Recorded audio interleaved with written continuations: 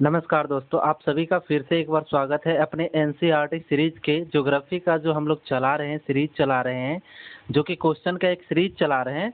तो उसमें आप सभी का स्वागत है। अगर आपने पिछले 2 वीडियो को नहीं देखा है, जिसमें क्लास 6 का लेसन 1 और लेसन 2 का बहुत ही अच्छी तरीके से हमने समझा रखा है। उसका 30-30 क्वेश्चन का हमने टेस्ट पहले करा चुका है। आज का जो चैप्टर है लेसन 3 और लेसन 4, चैप्टर नंबर 3 और चैप्टर नंबर 4, क्लास 6 का चैप्टर नंबर 3 और चैप्टर नंबर 4 को हम लोग इसमें डिस्कस करेंगे। क्वेश्चन जो होगा बहुत अच्छे तरीका से हम डील करेंगे। क्वेश्चन को चारों ऑप्शन को हम डील करने वाले हैं। अगर आप चैनल पर पहली बार आ रहे हैं तो चैनल को सब्सक्राइब कर लीजिएगा, लाइक शेयर कमेंट कर दीजिएगा। अब एक क्वेश्चन ये है कि ये जो हम सीरीज करवा रहे हैं किस एग्जाम के लिए सबसे ज़्यादा उपयोगी होगी। तो अभी जो हम देख कर चल रहे हैं तो ये तो सभी एग्जाम के लिए उपयोगी होता है, क्योंकि एनसीईआरटी एक बेसिक बुक है जो कि सभी एग्जाम के लिए होती है। एनसीईआरटी ज्योग्राफी बुक में हम जो ये बता रहे हैं आप लोग को, अभी जो बीपीएससी 3 शिक्षकों के लिए अभी जो चल रही है, अभी जो सभी लोग तैयारी कर रहे हैं उसका एक अच्छे प्लेटफॉर्म खोज रहे हैं, सोच रहे हैं कि हमको अच्छे क्वेश्चन मिले और जो महत्वपूर्ण क्वेश्चन है तो उसको हम लेकर आ रहे हैं। तो अभी माना जाए तो ये बीपीएससी शिक्षक के लिए बहुत ही उपयोगी और बहुत ही कारगर तरीके से उपयोग होगा। तो आप लोग जो है शुरू करेंगे, हम लोग अब इसको शुरू करेंगे। अगर चैनल पे पहली बार है तो चैनल को सब्सक्राइब कर लीजिएगा, लाइक शेयर सब कमेंट कर दीजिएगा। हम लोग इसको शुरू करते हैं ना, शुरू करते हैं और क्वेश्चन नंबर 1 के साथ हम लोग स्टार्ट करते हैं और श्री गणेश करते हैं और बहुत ही अच्छे मज़ेदार तरीके से हम लोग पढ़ते चलेंगे। तो पहला क्वेश्चन हम लोग का क्या है, पहला क्वेश्चन जो है उसको समझते हैं। ब्रश ले लेते हैं, ब्रश का साइज थोड़ा बड़ा कर लेते हैं, ब्रश का साइज बहुत ही छोटा है, ब्रश का साइज थोड़ा सा बड़ा करते हैं। अब ठीक है, हाँ ठीक है, ब्रश का साइज हमने ठीक कर लिया। अब चलिए हम लोग शुरू करते हैं। हम लोग का पहला क्वेश्चन है, क्वेश्चन को ध्यान से समझना है। अगर आप चाहते हैं कि ज्योग्राफी को क्वेश्चन को एनसीईआरटी बुक को अगर अच्छे से समझना है तो क्वेश्चन को अच्छे से समझिए, उसको लैंग्वेज के समझिए, क्योंकि सेट प्रैक्टिस हम इसलिए करते हैं क्योंकि हम उसकी भाषाओं को समझ सकें। अगर भाषाओं को हम लोग समझ गए तो हम लोग का सारा खेल यहीं पे समाप्त हो जाएगा, यहीं पे तो हम लोग समझ जाएंगे। अगर हम लोग क्वेश्चन ही नहीं समझ पाते तो नहीं, काम तो नहीं बनेगा भैया, ऐसे में तो काम चलने वाला नहीं है। तो चलिए पहला क्वेश्चन हमारा क्या है और ध्यानपूर्वक समझेंगे। जो चीज़ समझ में नहीं आएगा, अगर आपको लगेगा कि समझ में नहीं आ रहा तो कमेंट भी आप लोग करते चलिएगा। पहला कह रहा है, नीचे दिए गए कथनों पर विचार कीजिए। कथन 2 दिया गया है, कथन नंबर 1 और कथन नंबर 2 कथन दिया गया है। बोला जा रहा है कि दोनों कथनों पर विचार करिए। पहला कथन क्या कह रहा है, पृथ्वी अपने अक्ष पर घूर्णन कहलाता है क्या। यानी पृथ्वी का ये जो अक्ष है, इस अक्ष पे जो ये पृथ्वी खड़ा है, इस पे जो पृथ्वी अपने अक्ष पे राउंड जो कर रही है इसी पे, तो क्या इस पे जो घूम रही है पृथ्वी वो घूर्णन कहलाता है। तो ये बात वास्तविक है। जो भी चीज़, जैसे मान लीजिए ये क्या है, अपना कील है, कील के ऊपर जो भी घूर रहा है, मान लीजिए एक नट्टू हम लोग देखते हैं, नट्टू के ऊपर क्या होता है, नट्टू रेंगता है। तो जब नट्टू को हम लोग घुमाते हैं तो वो अपने ही कक्षा पे घूमता है, अपने ही खंभे पे घूमता है। तो जब कोई भी वस्तु अगर अपने खंभे पे घूम रहा है तो वो क्या कहलाता है, घूर्णन कहलाता है। तो पृथ्वी जो अपने अक्ष पे घूम रही है वो क्या है, घूर्णन कहला रही है। दूसरा कथन, तो पहला कथन क्या है, सही है। दूसरा कथन कह रहा है पृथ्वी की सूर्य के चारों ओर, यानी पृथ्वी जो ये सन हमारा है, ये सन, इसको हम सूर्य मानते हैं, ठीक है। पृथ्वी की सूर्य की चारों ओर एक स्थिर कक्षा में गति को परिक्रमण कहते हैं। यानी देखिए परिक्रमण क्या कर रहा है, सूर्य के चारों ओर चक्कर लगाना क्या परिक्रमण कहला रहा है। पृथ्वी जब अगर सूर्य के चारों ओर परिक्रमा करेगी, अगर मान लीजिए एक वस्तु है और वस्तु को और चारों परिक्रमा, यानी परि मतलब क्या होता है, परीक्षा जैसे हम लोग जानते हैं, तो पर मतलब क्या होता है, दूसरा। तो उसी तरह पर मतलब यहाँ पे क्या होगा, दूसरा, और कर्मा मतलब उसका क्या है, चक्कर लगाना। तो परिक्रमा यानी दूसरों का चक्कर लगाना क्या कहलाएगा, परिक्रमण कहलाएगा। लेकिन वहीं अगर हम अपने अक्ष पे घूमेंगे, मान लीजिए हम खड़ा हैं अपने पैर पे ही घूम रहे हैं, तो वो क्या कहलाएगा, परिक्रमण, परिक्रमण नहीं, घूर्णन। लेकिन अगर वहीं हम दूसरा का राउंड मार रहे हैं उसको हम लोग घूर्णन परिक्रमण कहलाएंगे। तो ये दोनों ही कथन क्या है, सही है। कथन 1 और कथन दोनों ही सही है, इसलिए ऑप्शन नंबर सी इसका क्या हो जाएगा, सी इसका राइट आंसर हो जाएगा। अब नेक्स्ट क्वेश्चन की ओर हम लोग चलते हैं। नेक्स्ट क्वेश्चन में क्या कह रहा है, पृथ्वी अपने अक्ष पे कितने डिग्री झुकी हुई है।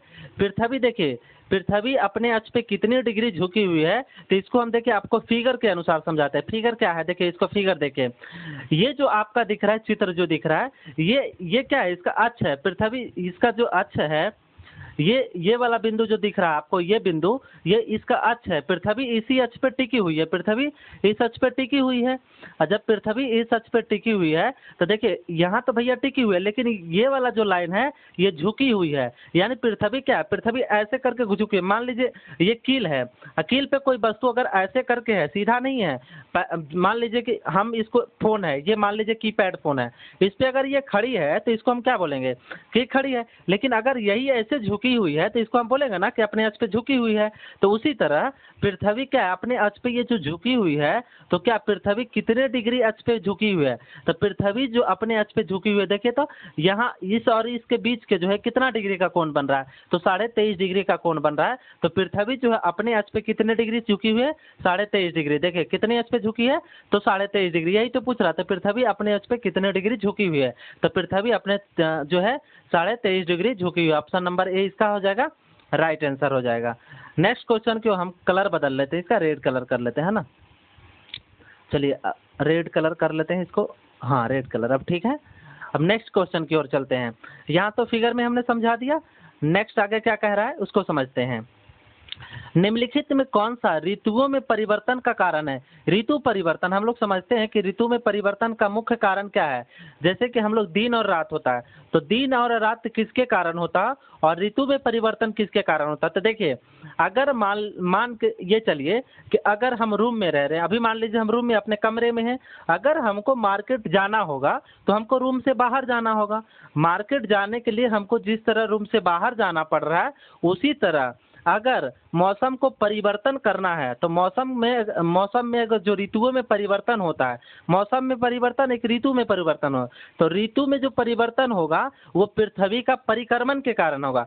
परिक्रमण मतलब क्या हो जाएगा, पूरा 365 दिन जो अपने राउंड अपनी कक्षा जो लगाते हैं, सूर्य के चारों ओर जो परिक्रमा लगा रही उसके कारण। लेकिन घूर्णन कर रही है, जैसे मान लीजिए हम इस बेड पे से उतरेंगे तो अपने रूम में ही रहेंगे, तो हमारे रूम में इस बेड पे से नीचे उतर के जाना, ये हमारा क्या होगा, स्थिति में परिवर्तन हुआ। तो जब हम मौसम में परिवर्तन होगा तो क्या होगा, अपना घूर्णन के कारण होगा। अगर हम रूम में कोई अपना चेंज करें कि एक सीट से उसके दूसरे सीट पे हम बैठ रहे हैं, तो ये क्या हुआ, हमारा रूम में परिवर्तन, हम अपने आप को परिवर्तन यहाँ कर रहे हैं, एक जगह से उठ के दूसरे जगह पर जा रहे हैं। लेकिन अगर कहा जाए कि यहाँ से मार्केट जाना है तो हमको तो रूम से निकल के जाना पड़ेगा, तो इसके लिए क्या होगा, परिक्रमण का हमको उपयोग करना। तो जब भी देखना होगा ऋतु में जो परिवर्तन होता है वो किसके कारण होता है, परिक्रमण के। पृथ्वी जो सूर्य की कक्षा में चारों ओर परिक्रमा जो कर रहा है उसके कारण। लेकिन अगर मौसम में परिवर्तन क्वेश्चन पूछेगा, 2 क्वेश्चन था, अगर मौसम में परिवर्तन पूछेगा तो हम लोग का किसके कारण होगा, तो परिभ्रमण के कारण, परिभ्रमण बोल रहे। अगर बोलेगा कि सूर्य के ऋतुओं में परिवर्तन तो परिक्रमण के कारण। अगर वही बोल देगा कि हम लोग को जो है मौसम में परिवर्तन, तो उसके लिए तो भैया हो जाएगा घूर्णन के कारण, अपने छापे घूर्णन। तो इसका क्या हो जाएगा, option A is right answer हो जाएगा। ऑप्शन क्या हो जाएगा, क्योंकि पूछ रहा ऑप्शन ए में क्या है, सूर्य के चारों ओर पृथ्वी की स्थिति में परिवर्तन के कारण। यानी सूर्य की कक्षा को जो है चारों तरफ जो पृथ्वी घूम रही है उसके कारण क्या होता है, ऋतुओं में परिवर्तन होता है, गुरुत्वाकर्षण, ये सब ऑप्शन नहीं होगा। ऑप्शन नंबर ए इसका क्या हो जाएगा, राइट आंसर होगा। नेक्स्ट क्वेश्चन की ओर हम लोग चलते हैं। देखिए यही यहाँ पे समझाया गया था, फिगर से देखिए समझने की कोशिश करिए। ये क्या है, ये कक्षा है, ये एक कक्षा है, इस कक्षा पे क्या कर रही है, इस कक्षा पे हमारा पृथ्वी राउंड मार रही है, पृथ्वी अपना परिक्रमा पूरा कर रही है। तो पृथ्वी जो अपना परिक्रमा कर रही है, तो यहाँ जो देखिए यहाँ पे आपको दिख रहा है, ये जो रेड कलर का ये लाइन दिख रहा है, तो यहाँ पे ये इसका अक्ष था। लेकिन अक्ष देखिए ऐसे झुका हुआ है, तो जो भी तो लाइट मारेगा तो लाइट तो आधा पे ही मारेगा, तो आधा पे लाइट मारेगा तो एक तरफ क्या होगा, एक तरफ अंधेला रहता है, तो एक तरफ और प्रकाश आ रहा है तो एक तरफ अंधेला होगा। तो ऋतु जब जैसे पृथ्वी घूमते जाते हैं तो किसी तरफ हमारा जो भूमध्य रेखा जिसको हम लोग विषुवत रेखा कहते हैं उसके ऊपर भी आधारित ये होता है। अगर भूमध्य रेखा भी ऑप्शन में होता, कुछ इसमें अगर पूछा जाता है कि कौन कौन से ऑप्शन सही है, अगर उसमें भूमध्य रेखा भी दिया होता तो उसमें भी एक ऑप्शन आने का चांस बनता है। लेकिन यहाँ पर ऐसा कुछ नहीं था। सूर्य का परिक्रमा जो करती है हमारी पृथ्वी, उसके कारण हमारा परिवर्तन होता है। तो इसका राइट आंसर ए नंबर था, है ना, ए नंबर ही था ना, हाँ ए नंबर था। तो अब लोग आगे चलते हैं, आगे क्वेश्चन की ओर चलते हैं। अगला क्वेश्चन हम लोग का कह रहा है 21 जून को पृथ्वी का उत्तरी गोलार्ध सूर्य की तरफ झुका होता है। यानी इसमें एक डेट फिक्स कर दिया है कि 21 जून को है जो पृथ्वी का उत्तरी गोलार्ध सूर्य की तरफ झुका होता है। जो उत्तरी गोलार्ध है हमारा, देखो ये पृथ्वी पूरा है, इसको समझना है। हमारा ये पृथ्वी है, इसके बीच में एक विषुवत रेखा है, इसके ऊपर एक कर्क रेखा है 23.5 डिग्री हम लोग जानते हैं, और 23.5 दक्षिणी गोलार्ध में हम लोग का मकर रेखा है। ये हमारा विषुवत रेखा जिसको हम 0 डिग्री अक्षांशीय रेखा कहते हैं, ये हमारा 23.5 डिग्री कर्क रेखा उत्तरी अक्षांश हो गया, और ये 23.5 डिग्री हमारा दक्षिणी अक्षांश हो गया। 23.5 डिग्री हमारा क्या होगा, दक्षिणी अक्षांश हो गया। तो 21 जून को पृथ्वी उत्तरी गोलार्ध सूर्य की तरफ झुका होता है। सूर्य की किरणों कर्क रेखा पे सीधी पड़ती है। इसके परिणाम स्वरूप अधिक ऊष्मा प्राप्त होती है। इन क्षेत्रों में सबसे लंबा दिन तथा सबसे छोटी रातें होती है। पृथ्वी की इस अवस्था को क्या कहते हैं? पृथ्वी की इस अवस्था को देखिए, यहाँ पे क्या होता है, यहाँ पे 21 हो गया, यहाँ पे 21 जून होता है, ठीक है। यहाँ 21 जून, यहाँ 23 हो जाएगा, और यहाँ फिर 22 हो जाएगा। यहाँ 22 हुआ है तो फिर यहाँ 21 भी आएगा। देखिए होता क्या है, 21 जून अगर यहाँ से जून से शुरू हो रहा है तो जून के बाद 3 महीना आता है, जून के बाद 3 महीना के बाद फिर ऋतु परिवर्तन होगा, तो जून के बाद जुलाई अगस्त सितंबर, तो यहाँ फिर क्या होगा, सितंबर होगा। उसके बाद सितंबर के बाद फिर 3 महीना ऐड करिए, अक्टूबर नवंबर दिसंबर, तो 22 दिसंबर हो जाएगा। तो यहाँ पे देखना क्या है, 21 जून को कर्क रेखा पे सूर्य क्या होती है, लंबवत पड़ती है। यहाँ जो कर्क रेखा है इस पे सूर्य क्या होती है, लंबवत पड़ती है। तो इसलिए जब सूर्य लंबवत पड़ेगा तो वहाँ का दिन बड़ा होगा, और जब दिन बड़ा होगा तो रात तो स्वाभाविक छोटा होगा, क्योंकि हमारा दिन रात मिला के 24 घंटा ही है। तब 24 घंटा में अगर मान लीजिए आप दिन में 18 घंटा जाग ही गए हैं तो आपके लिए तो 6 घंटा ही बचा ना समय। तो अगर मान लीजिए जहाँ पे लंबा दिन कर रहा है तो वहाँ तो छोटा स्वाभाविक है रात करेगा। तो यही तो बोला जा रहा है कि 21 जून को जो है उत्तरी गोलार्ध में सूर्य है, तो 21 जून को तो उत्तरी गोलार्ध में सूर्य है, तो उत्तरी गोलार्ध में दिन क्या होगा, लंबा होगा, और रात क्या होगी, छोटा होगा। तो ये भी बात इसका सही है। तो इसको हम लोग क्या कहते हैं, उत्तरी अयनात कहते हैं। यानी जब हमारा पृथ्वी जो होता है जब हमारा सूर्य का प्रकाश उत्तरी अक्षांश में अधिक यानी कर्क रेखा पे ज़्यादा पड़ने लगता है तो उसको उत्तरी अयनात कहते हैं। यानी जब उसका उत्तरी ध्रुव की ओर झुका होता है तो उसे उत्तरी अयनात कहते हैं। और जब दक्षिणी ध्रुव की ओर झुका होता है, जब सूर्य का लंबवत, जब सूर्य जो है हमारा किधर चलाता है, वो किधर पड़ने लगता है लंबवत प्रकाश, दक्षिणी गोलार्ध में, जिसे हम मकर रेखा बोलते हैं। मकर रेखा पर अगर सीधी उसकी प्रकाश पड़ती है उसको हम लोग दक्षिणी अयनात कहते हैं। एक ऑप्शन क्या है, विषुव है। विषुव हम किसे कहते हैं, जब हमारा सूर्य का प्रकाश सीधे सीधे हमारा किस पे पड़ता है, विषुवत रेखा पे पड़ता है, तो उसे हम विषुव कहते हैं। समझ में आ गया तीनों। उत्तरी अयनात किसे कहते हैं, जब हमारा सूर्य का प्रकाश लंबवत कर्क रेखा पे पड़ रही है तो उत्तरी अयनात हो गया। जब लंबवत दक्षिणी अयनात पर दक्षिणी गोलार्ध में पड़ रही है, नहीं 23.5 डिग्री दक्षिणी अक्षांश को हम लोग क्या बोलते हैं, मकर रेखा पे पड़ रही है, तो उस पर हम लोग क्या कहेंगे, दक्षिणी अयनात कहेंगे। लेकिन अगर लंबवत क्या करें, विषुवत रेखा पे पड़ रही है, उसको हम लोग क्या कहेंगे, विषुव कहेंगे। समझ में आ गया। इसका राइट आंसर क्या होगा, ए हो जाएगा। नेक्स्ट क्वेश्चन की ओर हम लोग बढ़ते हैं। देखिए यहाँ पे है, इस फिगर से समझिए, ये हमारा क्या है, कर्क रेखा है, ये कर्क रेखा था, ये हमारा विषुवत रेखा था, और ये मकर रेखा था। जब इस पे सूर्य का प्रकाश लंबवत पड़ा तो विषुव कहलाया। जब इस पे आ गया सूर्य का प्रकाश लंबवत, उत्तरी अयनात कहलाएगा, और जब इस पे पड़ेगा डायरेक्ट तो इससे दक्षिणी अयनात कहलाएगा। समझ में आ गया, यहाँ तक क्लियर है। नेक्स्ट क्वेश्चन की ओर हम लोग चलते हैं। नेक्स्ट क्वेश्चन को पढ़िए और समझिए। नेक्स्ट क्वेश्चन में कह रहा है, दक्षिणी अयनात के संदर्भ में नीचे दिए कथनों पर विचार करिए। अभी हमने समझा है कि दक्षिणी अयनात किसे कहेगा, जब सूर्य का प्रकाश लंबवत कहाँ पड़ेगा, दक्षिणी गोलार्ध में यानी मकर रेखा पर पड़ेगा। जब हमारा दक्षिणी ध्रुव सूर्य झुका होगा तब हम लोग क्या कहेंगे, वो जब हमारा सूर्य दक्षिणी गोलार्ध की ओर होगा। तो देखिए ऑप्शन नंबर ये क्या कह रहा है, कथन हमारा एक क्या कह रहा है, दक्षिणी ध्रुव सूर्य की ओर झुका होता है। यानी दक्षिणी जो ध्रुव हो, हम तो वही समझाने की कोशिश कर रहे हैं ना। दक्षिणी ध्रुव क्या होगा, दक्षिणी ध्रुव जो होगा झुका होगा सूर्य की ओर, तभी तो हमारा दक्षिणी अयनात कहलाएगा। तो कथन एक क्या है, सही है। दूसरा क्या कह रहा है, सूर्य की किरणें मकर रेखा पे सीधी पड़ती है। सूर्य की किरणें, हम तो बताया कि सूर्य की किरणें जब मकर रेखा पे सीधी पड़ेगी तो वो दक्षिणी अयनात ही कहलाएगा, इसलिए ये भी कथन सही है। दक्षिणी गोलार्ध पर छोटे दिन, अब एक बात समझिए, जब किसी चीज पे फोकस डायरेक्ट मारा तो उसपे तो कभी ऐसा होगा नहीं कि उसका दिन क्या होगा, छोटा होगा। तो ये तो कथन गलत हो जाएगा, क्योंकि दिन वहाँ का क्या होगा, बड़ा होगा, और रात हमेशा क्या होगी, छोटी हो जाएगा। तो इसका जो कथन ये 3 है ये गलत है। कथन 1 और 2 क्या है, सही है। तो 1 और 2 किस में है, ऑप्शन नंबर सी में, इसलिए option C is right answer. Next question यही देखिए, इधर जब इस पे पढ़ रहा था हमारा इस पे पड़ रहा है तो इस क्या हो दक्षिणी अनाथ, हमारा दक्षिणी ध्रुव सूर्य की ओर झुका होगा तो दक्षिणी अनाथ पर होगा। जब बीच में पड़ रहा है तो विषुव होगा, उत्तर में पड़ेगा उत्तरी अनाथ कहलाएगा। ये एनसीईआरटी का टोटल है। ये फिगर हम जो दिखा रहे हैं एनसीईआरटी में ही फिगर दिया गया है, हम कहीं गूगल से सहारा नहीं लिए हैं। हमारा जो बुक कह रहा है, हम क्योंकि एनसीईआरटी का सीरीज चला रहे हैं तो हमारा जो बुक में दिया गया है जैसा फोटो है उस फोटो के माध्यम से हम समझाने की कोशिश कर रहे हैं। नेक्स्ट क्वेश्चन की ओर हम लोग चलेंगे।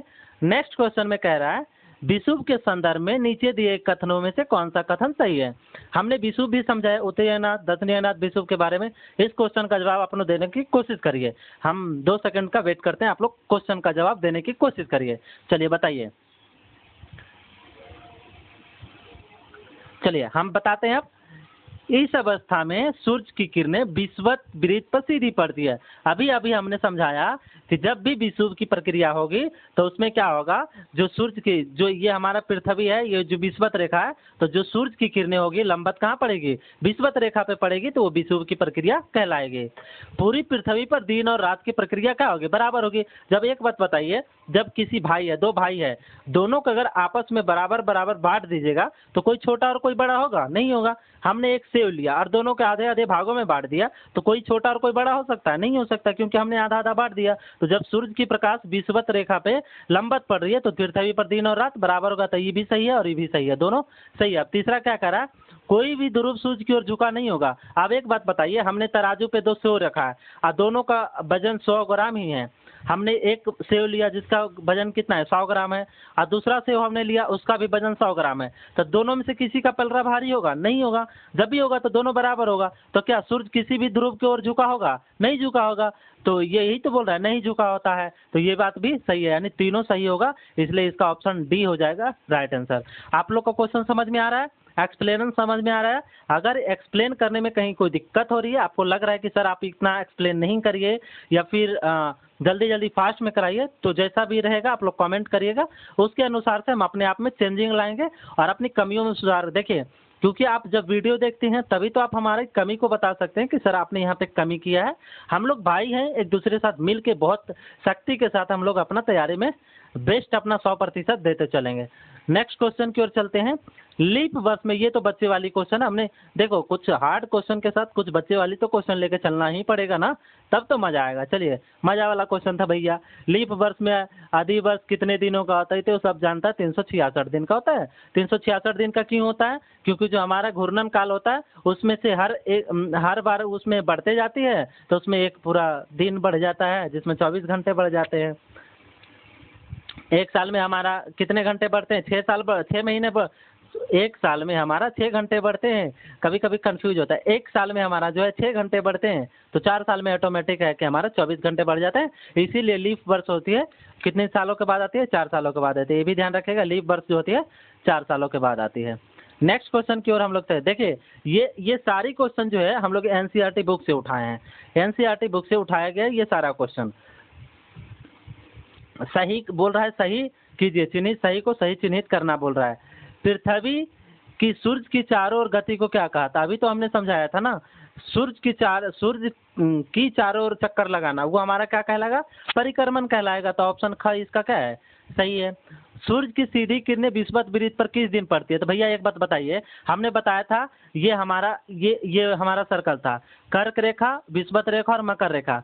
कर्क रेखा पर कब पड़ा, 21 जून को पड़ा था, 21 जून को। एक बात बताइए यहाँ कब पड़ा था, दिसंबर में पड़ेगा ना, दिसंबर में कब पड़ा था, 22 दिसंबर को पड़ा था। तो मकर रेखा पर 22 दिसंबर को, 21 जून को क्या होता है, 21 जून को हमारा उस पे पड़ा था कर्क रेखा पे। अब हम लोग का पड़ेगा 20 पर, तो यहाँ पे देखिए 21 मार्च ऑप्शन में होगा, 21 मार्च गलत हो जाएगा, 21 जून होगा। एक किस पर बोल रहा है, विषुवत वृत्त पर कब पड़ता है, तो क्या 21 मार्च होगा या नहीं, ये बात समझना है। 21 जून होगा या नहीं होगा ये समझना। और 22 दिसंबर, क्या 22 दिसंबर कभी होगा, 22 दिसंबर को तो मकर रेखा पर पड़ता है, 21 जून को हमारा क्या कर्क रेखा पर पड़ता है। 21 मार्च हमारा राइट आंसर होगा, क्योंकि जब यहाँ दिसंबर आया तो दिसंबर के बाद फिर रिटर्न होगा। तो जब देखिए हम अगर मार्केट गए हैं तो मार्केट मार्केट से रिटर्न हो गए तो फिर तो हमको वही दुकान मिलेगा ना, जिस दुकान को हमने देखते गया है। तो जब हम मकर रेखा से फिर वापिस लौटेंगे तो फिर हमको विषुवत वृत्त पड़ेगा। तो जब विषुवत रेखा फिर से पड़ेगा तो पहला एक बार विषुवत वृत्त हमने 23 तारीख को पकड़ा, 23 सितंबर को, और एक बार हम लोग की जब वापिस लौटेंगे तो मार्च में हम लोग को मिलेगा। तो इसलिए 21 मार्च भी इसका राइट आंसर हो जाएगा। इसका ख इसका क्या होगा, राइट आंसर हो जाएगा। ख इसका क्या हो जाएगा, सही आंसर हो जाएगा। तो इसको अब हम लोग आगे के लिए इसको थोड़ा सा इसको इरेज करते हैं, बैक करते हैं ना, देखते हैं। हाँ, अब दिख रहा है तीसरा क्वेश्चन। तीसरा क्वेश्चन में क्या कह रहा है, गर्मी में क्रिसमस का पर्व कहाँ मनाया जाता है। इस क्वेश्चन में कहा जाता है, देखिए हम लोग जानते हैं कि हमारे भारत में गर्मी में क्रिसमस नहीं पड़ता है, क्योंकि हम लोग के ठंडी यहाँ पर पड़ता है। लेकिन वही देखिए कितना चालाक होता है क्वेश्चन, कितना अच्छा क्वेश्चन, एनसीईआरटी बुक कितना अच्छा क्वेश्चन निकाल के देता है। बोल रहा है गर्मी में क्रिसमस का पर्व कहाँ मनाया जाता है। तो गर्मी में जो है क्रिसमस का पर्व ऑस्ट्रेलिया में मनाया जाता है। कहाँ मनाया जाता है, तो ऑस्ट्रेलिया में मनाया जाता है। नेक्स्ट क्वेश्चन क्या कह रहा है, ऋतुओं में परिवर्तन पृथ्वी के किस गति के कारण। भैया ये तो आगे समझा के आए हैं कि ऋतु में परिवर्तन किसके कारण होता है, तो परिवर्तन के कारण, परिक्रमण के कारण ही होता है। नेक्स्ट क्वेश्चन की ओर हम लोग चलते हैं। तो नेक्स्ट क्वेश्चन में कह रहा है खाली स्थान को भरने के। तो खाली स्थान भरने में भी तो वही है, फटाफट भर लेते हैं। लीप वर्ष कितने दिनों का होता है, तो 366 दिनों का होता है। पृथ्वी की प्रतिदिन की गति को क्या कहते हैं, तब पृथ्वी के प्रतिदिन की गति को हम लोग घूर्णन कहते हैं। क्या कहते हैं, घूर्णन कहते हैं। और पृथ्वी सूर्य की चारों ओर घूमती है, उसको क्या कहते हैं, परिक्रमण कहते हैं। 21 जून को सूर्य की किरणें किस पे पड़ती है, तो 21 जून को किस पे पड़ती है, तो कर्क रेखा पे पड़ती है। और छोटा दिन किस ऋतु में होते हैं, तो भैया छोटा दिन वास्तविक बात है कि ठंडा के दिन हम लोग शरद ऋतु में होगा। तो अगला क्वेश्चन की ओर हम लोग चलते हैं। अगला क्वेश्चन, अब जो मेरा क्वेश्चन बनाया हुआ है, हमने जो क्वेश्चन उठाया और अपने तरीके से बनाया, अब बताइएगा कि इस क्वेश्चन में कितना दम है। चलते हैं फटाफट क्वेश्चन की ओर। अब हम क्या करते हैं, अब कलर को चेंज करते हैं भैया, अब कलर को थोड़ा और मस्त डाल लेके आते हैं। देखिए तो हाँ कितना मस्त लग रहा है। चलिए इसी अंदाज में एकदम इसी अंदाज में हम लोग लगे रहेंगे, एकदम फटाफट बनाते। पृथ्वी पर दिन और रात की प्रक्रिया किसके कारण होता है। पृथ्वी पे जो पृथ्वी पे जो दिन रात की प्रक्रिया होती है, तो दिन रात की प्रक्रिया होने के लिए हमारा किसके कारण होता है, तो घूर्णन के कारण। मान के चलिए कि अगर हमारे पास पॉकेट में पैसा कैसे आता है, पॉकेट में पैसा आने के लिए हमने ऑफिस गया, हमने ऑफिस से वापस आया, ऑफिस में काम किया, तो उसके कारण हमारा होता है। तो पृथ्वी जो है दिन में परिवर्तन, दिन और रात होने का जो कारण है वो किसके कारण है, तो परिभ्रमण के कारण है। किसके कारण है, परिभ्रमण के कारण है, परिक्रमण के कारण नहीं। परिक्रमण और परिभ्रमण दोनों में ही अंतर है। तो दिन और रात की जो इसको हम दूसरे शब्द में लिख सकते हैं, इसको दूसरे शब्द में हम लोग लिख सकते हैं घूर्णन। इसको दूसरे शब्द में क्या लिख सकते हैं, घूर्णन। तो ऑप्शन ए इसका हो जाएगा, राइट आंसर हो जाएगा। नेक्स्ट क्वेश्चन की ओर हम लोग चलते हैं।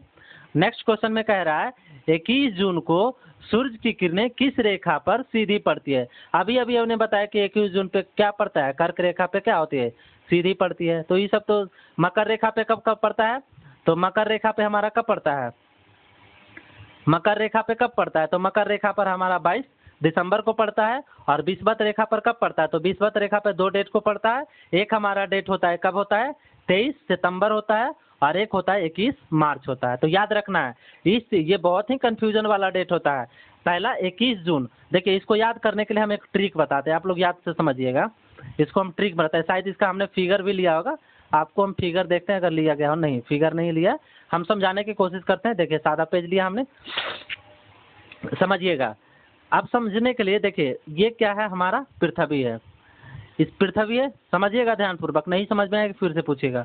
यहाँ पे क्या है, ये हमारा विषुवत रेखा है, और ये हमारा कर्क रेखा है, और ये हमारा मकर रेखा है। ये हमारा कर्क रेखा है, कौन सा रेखा है, कर्क रेखा। ये क्या है, मकर रेखा है, ये कौन सा है, मकर रेखा। और ये हमारा 0 डिग्री जिसको हम लोग बोलते हैं विषुवत रेखा। क्या बोलते हैं, विषुवत रेखा बोलते हैं। देखिए हम यहाँ सूर्य का फिगर बनाते हैं, सूर्य बनाते हैं, सन को बनाया, सन का। और यहाँ देखिए अपडेट पहले क्या करिए ना, ऊपर में 21 बैठाइए, हमेशा ध्यान रखना ऊपर में 21। ऊपर में अगर 21 लिए हैं तो नीचे में कितना लीजिएगा, नीचे में 23 लीजिएगा। 22 को बीच में छोड़, ऊपर में अगर 21 लिए तो नीचे में क्या लीजिए, 22 लीजिए। नीचे में कितना लेना है, 22, और बीच में कितना लेना है, 23 लेना है, क्योंकि लगातार नहीं हमको लेना है। ये याद करने का एक ट्रिक हम बता रहे हैं, इसमें कोई बहुत बड़ा तीर नहीं मार रहे हैं, बस याद करने का ट्रिक बता रहे हैं। ऊपर में हमने क्या लिया, 21 लिया, तो बीच में 23 लीजिए, लास्ट में 22 लीजिए। ऊपर में क्या करिए, जून याद रखिए, एक डेट आपको याद, एक महीना याद रखने पड़ेगा, जून याद रखिए। अगर आपने जून याद रखिया तो जून याद रखने के बाद आप फिर से उसमें 3 महीना, जून छोड़ के 3 महीना ऐड करें, जुलाई, अगस्त, सितंबर, तो 23 सितंबर हो जाएगा। दूसरा डेट क्या हो जाएगा, 23 सितंबर होगा। सितंबर छोड़ के फिर 3 महीना ऐड करिए, अक्टूबर, नवंबर, दिसंबर, तो 22 दिसंबर हो जाएगा।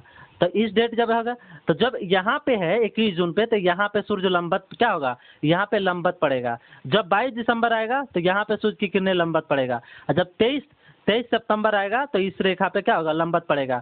तो जब देखिए एक बार तो जब आते समय यहाँ पर पड़ेगा, तो एक समय वापिस लौटते समय भी यहाँ पड़ेगा, तो वापिस लौटते समय भी तो कोई महीना होगा। तो जब यहाँ दिसंबर पे खत्म होगा तो दिसंबर छोड़ के फिर तो 3 महीना ऐड करेंगे, तो जनवरी, फरवरी, मार्च, तो यहाँ पे क्या होगा, मार्च। और जब मार्च हुआ है तो यहाँ पर भी क्या होगा, 21 मार्च। यानी हम लोग का कितना डेट है, 21 जून है, 21 मार्च है, 22 दिसंबर है, और 23 सितंबर है।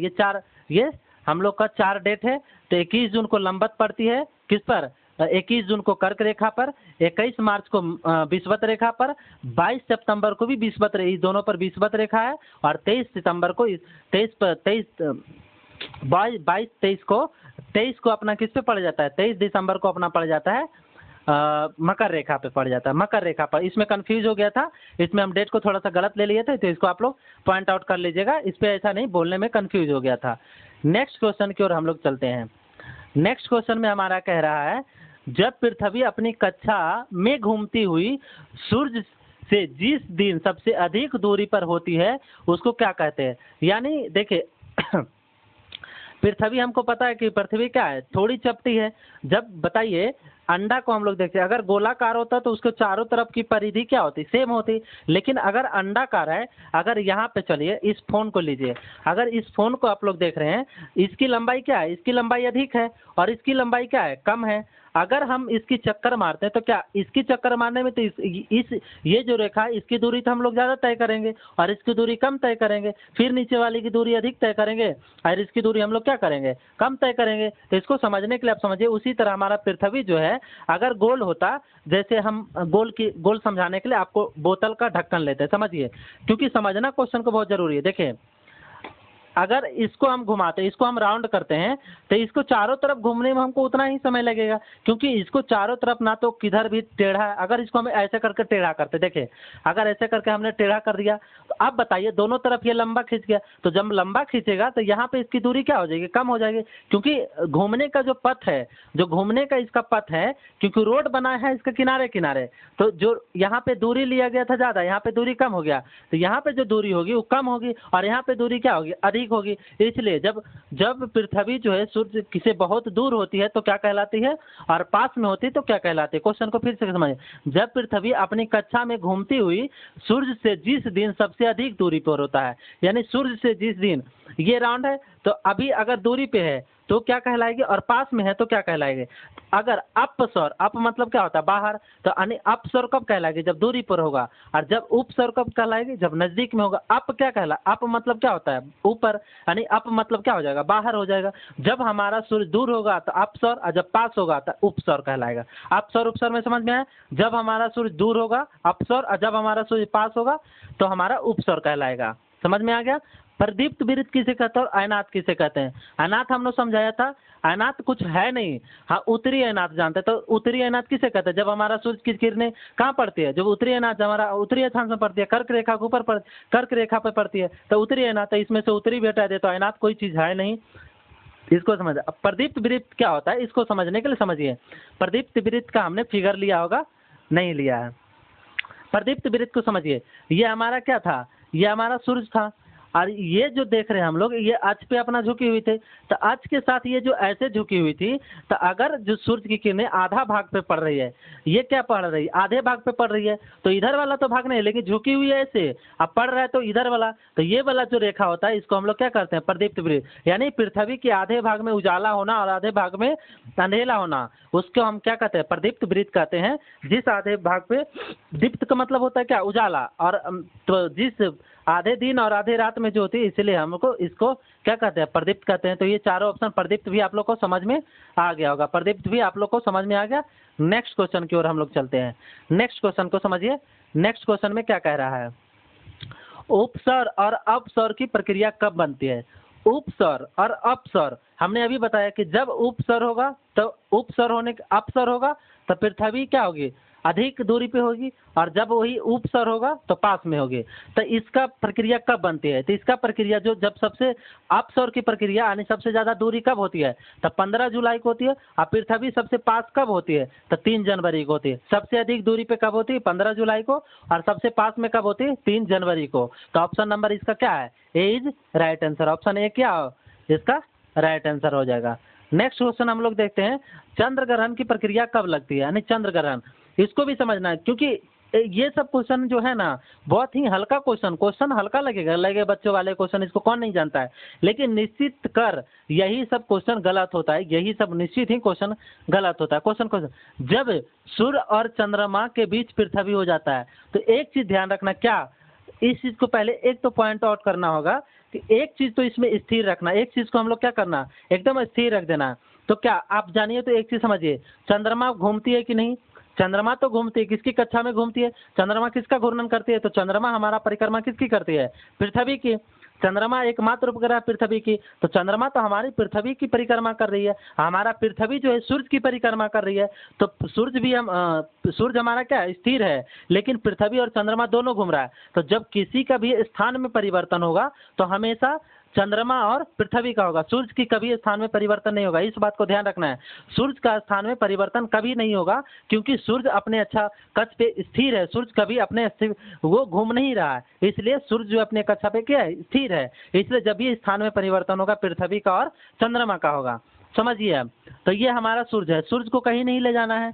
अब यहाँ चंद्रमा एक को रखता है, एक पृथ्वी को रखते हैं ना, ये इसको मान लो पृथ्वी रख देते हैं और इसको चंद्रमा रख देते हैं, इसको चंद्रमा रखते हैं। एक बात समझिए, हम चंद्र ग्रहण कब लगेगी, चंद्रमा तभी हमको दिखता है जब चंद्रमा पे प्रकाश जाएगी। अगर चंद्रमा पे प्रकाश जाना, क्योंकि चंद्रमा में तो कोई अपनी प्रकाश है नहीं, अगर चंद्रमा में अगर मान लीजिए ये वस्तु था, अगर इस वस्तु पे लाइट आना बंद हो जाए, इसमें तो अपना कोई प्रकाश है नहीं, अगर इसमें अपना लाइट आना बंद हो जाए तो क्या ये दिखेगा, नहीं दिखेगा, जाहिर सी बात। लेकिन यही एक टॉर्च होगा और टॉर्च को जला देंगे तो उस पर लाइट पड़े या ना पड़े टॉर्च हमेशा दिखेगा, क्योंकि टॉर्च का अपना प्रकाश है। लेकिन अगर इस बोतल को ढक्कन को बोलेगा अपने आप दिखो तो नहीं दिखेगा, अगर इस इधर से लाइट आ रही है इसको हम बंद कर ले तो नहीं दिखेगा। तो चंद्र ग्रहण तभी लगता है जब सूर्य और चंद्रमा के बीच कौन आएगा, पृथ्वी। जाहिर सी बात है, सूर्य और चंद्रमा के बीच में अगर पृथ्वी आ जाएगा तो सूर्य का प्रकाश जो है क्या पृथ्वी रोक लेगी और चंद्रमा पर प्रकाश नहीं पहुंच पाएगा। जब चंद्रमा पर प्रकाश नहीं पहुंचेगा तो उसका रिफ्लेक्शन नहीं देगा, और जब रिफ्लेक्शन नहीं देगा तो चंद्रमा हमको दिखेगा नहीं, और जब दिखेगा नहीं तो हमारा चंद्र ग्रहण कहलाएगा। तो समझ में, जब सूर्य और चंद्रमा के बीच पृथ्वी आ जाती है तो क्या होती है, हमारा क्या लगता है, चंद्र ग्रहण लगता है। तो ऑप्शन ए इसका है राइट आंसर है। दूसरा ऑप्शन में चलते हैं, क्योंकि इसमें ई और डी ऑप्शन भी दिया हुआ था, इस चीज को पहले हमको सारा ऑप्शन को देखना पड़ेगा, कहीं और भी एक आका ऑप्शन कहीं सही हो तो देखना तो पड़ेगा भाई। बीपीएससी है, बीसीपीएससी यही तो खेला करता है। चलिए दूसरा ऑप्शन की ओर चलते हैं, जब सूर्य और पृथ्वी के बीच चंद्रमा आ जाता है। एक बात बताइए, जब सूर्य और पृथ्वी के बीच चंद्रमा आ जाएगा, चंद्रमा तो दिखेगा ही, गायब कौन होगा। जब देखो हम इस दोनों के बीच में दो, मान लीजिए इस वस्तु को रख लेते हैं, मान लीजिए ये बोतल है, समझ में आना चाहिए, समझाने के लिए कोशिश कर रहे हैं। ये बोतल है और ये है ढक्कन है, अगर इसमें अपना अंगुली लाते हैं तो बताइए इधर वाला आदमी को कुछ, जो बोतल के उधर साइड क्या दिखेगा, मेरा अंगुली नहीं दिखेगा। इसको सन हम मान ले, इसको सूरज दिख ले, तो सूरज पे तो कोई आदमी है नहीं, तो सूरज से कोई तो लेना देना है नहीं। तो जब ये हमारा क्या था, चंद्रमा है, ये पृथ्वी मान लिया ये है, तो ये चंद्र ग्रहण लग गया, क्योंकि चंद्रमा और सूरज के बीच में कौन आया, पृथ्वी आया, तो चंद्र ग्रहण। लेकिन अब क्या करते हैं, बोतल को बीच में लाते हैं और ये हमारा क्या हो गया, ये हमारा तो सन है और ये हमारा उंगली कौन सा, पृथ्वी है। अब इसके बीच में चंद्रमा आ गया, तो बताइए क्या हम लोग को दिखेगा, सूर्य नहीं दिखेगा, क्यों, क्योंकि चंद्रमा ने रोक लिया। इसलिए आप समझिए कि जब हम लोग का सूर्य और पृथ्वी के बीच में चंद्रमा आ जाएगा तो सूर्य ग्रहण लगेगा, और जब सूर्य और चंद्रमा के बीच पृथ्वी आ जाएगा तो चंद्र ग्रहण लगेगा। अब एक चीज और आता है, क्या चंद्रमा कब क्या बोलता है, सूर्य ग्रहण कब लगता है और चंद्र ग्रहण कब लगता है, ये भी एक ध्यान रखना भैया। सूर्य ग्रहण कब लगता है और चंद्र ग्रहण कब लगता है। तो सूर्य ग्रहण कब लगता है और चंद्र ग्रहण कब लगता है, इसको समझने के लिए आपको जो है क्या बोला है, चंद्र ग्रहण ना। तो चंद्र ग्रहण हमेशा कब लगता है, पूर्णिमा में। चंद्र ग्रहण हमेशा कब लगता है, तो पूर्णिमा में। और सूर्य ग्रहण हमेशा कब लगता है, तो अमावस्या का दिन। अमावस्या के दिन हमारा सूर्य ग्रहण लगता है और पूर्णिमा के दिन हमारा चंद्र ग्रहण लगता है। इसलिए इसका डी भी सही था और ए भी सही था, इसलिए ऑप्शन इसका क्या हो जाएगा, ई इज राइट आंसर हो जाएगा। नेक्स्ट क्वेश्चन की ओर हम लोग बढ़ते हैं। नेक्स्ट क्वेश्चन में अब क्या कह रहा है समझते हैं। सूर्य ग्रहण अधिक से अधिक कितने समय तक रह सकता है। ये भी बहुत बड़ा क्वेश्चन है कि सूर्य ग्रहण है अधिक से अधिक कितने देर तक रह सकता है। क्योंकि जब भी भैया सूर्य ग्रहण लगता है ना, अगर पूर्ण सूर्य ग्रहण लग जाए ना, तो वो पूरी अंधेरा, पृथ्वी पे पूरा अंधेरा हो जाएगा। क्यों? क्योंकि सूर्य का टोटली प्रकाश रोक देगा। जब सूर्य का टोटली प्रकाश रुक जाएगा तो पूरा अंधेरा हो जाएगा। तो अधिक से अधिक देर तक रह नहीं सकता है, क्योंकि पृथ्वी अपने परिक्रमा भी कर रही है और अपने अक्ष पे भी घूम रही है। तो अधिक से अधिक कितने देर तक रह सकती है, तो अधिक से अधिक 8 मिनट तक रह सकता है। अधिक से अधिक कितने मिनट तक रह सकता है, 8 मिनट तक, उससे अधिक नहीं रह सकता है। नेक्स्ट क्वेश्चन की ओर देखते हैं। पृथ्वी अपने अक्ष का झुकाव कोण क्या कहलाता है। पृथ्वी का अपने अक्ष पे झुकाव कोण क्या कहलाता है। अभी हमने समझाया था कि पृथ्वी अपने अक्ष पे कितने डिग्री झुकी हुई, 23.5 डिग्री झुकी है। अब इसको समझने के लिए हम फिगर भी लिए होंगे, इसमें तो जरूर फिगर होगा, देख लेते हैं एक बार। हाँ, फिगर तो है, समझिए इसको। ये देखें, ये हमारा अक्ष है, अक्ष पे ये खड़ी हुई है तो ये झुकी हुई है। तो ये वाला जो कोण है, इस कोण का मान कितना है, 23.5 डिग्री। तो यहाँ से यहाँ जो झुकी हुई है, इसको हम बोलते हैं कि अपने कक्षा पे क्या झुकी हुई है। तो अब जो झुकी हुई है तो उसका अक्ष का झुकाव का कोण क्या है, उसकी अक्ष ये झुकाव का जब झुक गई है, ये झुक गई तो पृथ्वी से जब समतल भूमि, मान लीजिए कि क्या है, ऐसे अगर है तो 90 डिग्री है ना, और जब ये झुक जाएगा तो इसका और इसका कोण कितना बन रहा है, तो इस दोनों का जो कोण बनता है, इस कोण का मान कितना होता है, 66.5 डिग्री। क्योंकि हम लोग 100 में अगर माइनस करेंगे 23.5 डिग्री को, तो हम लोग का 66.5 डिग्री आएगा। वही यहाँ पे समझाने की कोशिश किया था कि पृथ्वी के अपने अक्ष का जो झुकाव का कोण है वो कितना है, तो झुकाव का कोण जो भैया 66.5 डिग्री है। अगर पूछ दे कि पृथ्वी अपने अक्ष पे कितने डिग्री झुकी हुई है, तब हम लोग लगाएंगे 23.5 डिग्री झुकी है। पृथ्वी अपने अक्ष पर झुकाव कोण कितना बना पाती है, तब 66.5 डिग्री लगेगा। और 82.5 डिग्री जो हम लोग जानते हैं कि भारत का टाइम लाइन है। नेक्स्ट क्वेश्चन की ओर हम लोग बढ़ते हैं। नेक्स्ट क्वेश्चन हमारा क्या कह रहा है, गर्मी में क्रिसमस का पर्व कहाँ मनाया जाता है। तो गर्मी में क्रिसमस का पर्व हमने पहले भी बता चुका, ऑस्ट्रेलिया में मनाया जाता है। नेक्स्ट क्वेश्चन में क्या कह रहा है, दिन और रात कब बराबर होते हैं। तो दिन और रात का बराबर प्रक्रिया कब होगा, दिन रात तभी बराबर होगा विषुवत रेखा पर जब होगा। तो विषुवत रेखा पर हमारा सूर्य कब 2 बार आती है, कब आती है, एक हमारा मार्च में आती है और एक हमारा एक मार्च में आता है और एक कब आता है, सितंबर में आता है। सितंबर में आता है, आप लोग ध्यान से बताइए, सितंबर में आता है ना, आता है। तो इसका बी इसका क्या हो जाएगा, राइट आंसर है। एक हमारा 23 सितंबर को आता है, एक 21 मार्च को। जब लौटती है तो 21 मार्च को आती है, और जब वापस जाती है आते समय हमारा क्या हो जाएगा 23 को, और जाते समय हमारा क्या मार्च में हो जाएगा। यहाँ तक कंप्लीट। नेक्स्ट क्वेश्चन हम लोग का क्या कह रहा है, पहली चांद की प्रक्रिया कब होती है। एक बात बताइए, जब कोई, हम लोग कहते हैं ना, जब कोई अंधेला में से उजाला में आता है, तब उसका हम लोग चेहरा देखते हैं तो बोलते हैं पहला देखें यार। जब किसी को हम अचानक से देखते हैं तो बोलते पहली नजर आया भाई। तो पहला कब नजर आया, जब अंधेला में से उजाला में आएगा। तो अंधेला में से उजाला में आने के लिए क्या होता है, अंधेला से जब भी उजाला में आएगा तो अमावस्या, तो जब भी वो बनेगा तो कब बनेगा, अमावस्या में बनेगा। कब बनेगा, तो अमावस्या में बनेगा। तो इसका राइट आंसर क्या हो जाएगा, अमावस्या हो जाएगा। नेक्स्ट क्वेश्चन देखिए।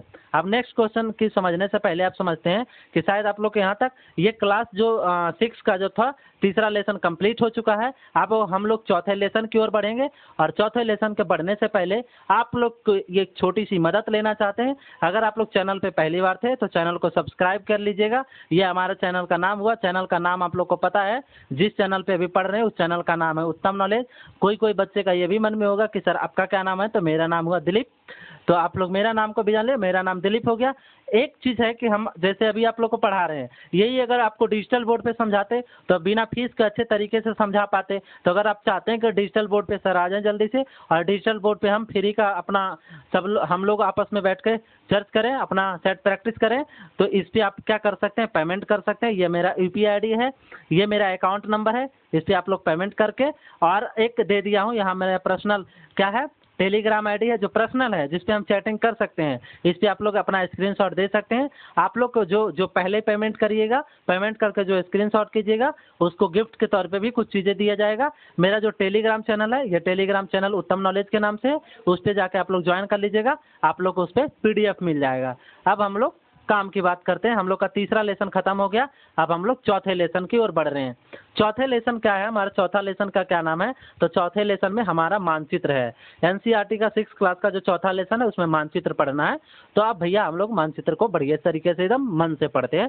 मानचित्र समझने के लिए मानचित्र को ये समझना होगा कि मानचित्र कितने प्रकार के होते हैं और नहीं होते हैं। मानचित्र को समझने यहाँ पे हम डायरेक्ट क्वेश्चन की ओर डील करेंगे। हम जितने भी क्वेश्चन को सॉल्यूशन कर रहे हैं, क्वेश्चन की ओर से सॉल्यूशन कर रहे हैं। पहला क्वेश्चन क्या कह रहा है, भौतिक मानचित्र में किन्हें शामिल किया जाता है। एक बात समझिए, भौतिक चीजें जो प्राकृतिक की ओर से बनाया जाता है वो हम उसको भौतिक चीजें कहते हैं। तो भौतिक मानचित्र में क्या दिखाया जाएगा, पर्वत को भी दिखाया जाएगा, पठार को भी दिखाया जाएगा, मैदान को भी दिखाया जाएगा, महासागर को भी दिखाया जाएगा। लेकिन देश और राज्यों की सीमाएं, क्या भगवान ने बोला कि तुम अमेरिका रहो, अमेरिका एक बॉर्डर गाड़ लो, ये भारत रहो, ये रसिया रहो, ये कुत्ता जो कुत्ता के नाम से वो जाना जाता पाकिस्तान, कुत्ता रह जाओ, ऐसा तो कुछ नहीं है। पुतिन बाबा को कोई बोला रसिया हो जाए, तो ये सब तो ऐसा कुछ बाटा नहीं, भगवान ने तो ऐसा किया नहीं। भगवान ने हालांकि हर जगह का अपना जो भौतिक स्वरूप है वो अलग अलग हो सकता है, लेकिन बॉर्डर तो बाटा नहीं। तो बॉर्डर वाला तो कहानी खत्म है, बॉर्डर वाला तो कहानी यहाँ होगा नहीं। तो बॉर्डर वाला जब कहानी नहीं होगा तो क्या हो जाएगा, भौतिक मानचित्र में किन्हें शामिल किया गया है, तो भौतिक मानचित्र में पर्वत को शामिल किया गया, पठार को शामिल किया गया, मैदान को और महासागर को, यानी प्राकृतिक चीजों जो भी है, जो प्राकृतिक जिससे बनाया है उसको शामिल किया गया है। तो इसलिए हमारा क्या हो जाएगा ऑप्शन, इसमें 5 को छोड़ के बाकी सभी ऑप्शन हो जाएगा। 5 का ये गलत हो जाएगा, बाकी ये चारों ऑप्शन क्या है, सही है। तो चारों ऑप्शन देख लो किसमें, ऑप्शन नंबर सी में है। तो ऑप्शन नंबर सी इसका क्या हो जाएगा, राइट आंसर हो जाएगा। नेक्स्ट क्वेश्चन में क्या कह रहा है, राज्यों, नगरों, शहरों, गांव, विश्व के विभिन्न देशों, राज्यों तथा उनकी सीमाओं को दर्शाने वाले मानचित्र को क्या कहते हैं। एक बात समझिए कि जो आदमी नेता रहता है वही ना नेता कह रहा है कि भैया तुम हमारा बॉर्डर में नहीं घुसो। तनी सोने कुत्ता जो है, कुत्ता हमारा बार बार देखता है कि हमारा कुत्ता जो है कश्मीर में ऐसे करते रहता है, तो कुत्ता को पीछ को हट के हम लोग सही करते हैं कि भैया ये हमारा बॉर्डर है, इसमें नहीं घुसो, नहीं तो पूछ हटेंगे, 2-4 थप्पड़ लगा के सीधा भी कर देंगे, 2-4 थप्पड़ मारेंगे, मुंह कान फुलाएंगे। तो कुत्ता को सीधा करते रहते हैं हम लोग बार बार। तो कुत्ता को किस लिए सीधा करते हैं, वो हमारा बॉर्डर है। उसी तरह हमारा गांव में अगर कोई है, मान लीजिए हमारा गांव में कोई दूसरा गांव वाला घूम रहा है, अरे अरे घुसमी मैं कहूँगा मेरे, एक लपड़ में सीधा कर दो। उसी तरह मान लीजिए क्या होता है, गांव वाला आपका बगल वाला जो पड़ोसिया होता है वो की करता है, आपका एक नली है और नलिया को उस साइड है उसका घर बा, नलिया के साइड इस साइड है आपका घर बा। आप सोचता है कि नलिया की नलियो झाप के इस साइड घर बा बना ले, कहते हैं अरे रे नलिया के साइड उत्तर घर बा है, तो समझाते हैं हम लोग। तो क्या हो गया बॉर्डर, तो बॉर्डर किसके माध्यम से बनाएगा, हम मानव के जरिए बनाया गया। तो जो मानव के जरिए बनाया गया, हम लोग राजनीति करते हैं, तो ये क्या होगा, जो क्या गया जिसपे राजनीतिक चीजें दर्शाए जाते हैं वो हमारा क्या कहलाती है, राजनीतिक मानचित्र कहलाते हैं। क्या कहलाती है, राजनीतिक मानचित्र कहलाती है। इसमें मानचित्र कितने प्रकार के होते हैं, तो मानचित्र 3 प्रकार के होते हैं, एक भौतिक मानचित्र, एक राजनीतिक मानचित्र और एक थीमेटिकल मानचित्र। भौतिक मानचित्र में जो प्राकृतिक के द्वारा दर्शाया जाता है वो भौतिक मानचित्र होता है। राजनीतिक मानचित्र में होता है जिसपे बॉर्डर एरिया को दर्शाया जाता है वो राजनीतिक मानचित्र होता है। थीमेटिकल मानचित्र में होता है जिसमें किसी खास चीजों को दिखाना होता है वो थीमेटिकल मानचित्र होता है। थीमेटिकल मानचित्र में मान लीजिए कि किसी शहर में सिर्फ पानी को दर्शाना है तो उसको हम एक मानचित्र बनाएंगे और उस गांव में, उस शहर में, उस कस्बे में जहां जहां पानी है उसका लोकेशन दिखाएंगे, तो वो थीमेटिकल मानचित्र में आता है। फिर किसी रोड को सिर्फ दर्शाना हो तो मतलब किसी खास स्पेसिफिक चीज को दर्शाना होता है तो उसमें हम लोग थीमेटिकल मैप का यूज करते हैं, भौतिक मैप का यूज करते हैं।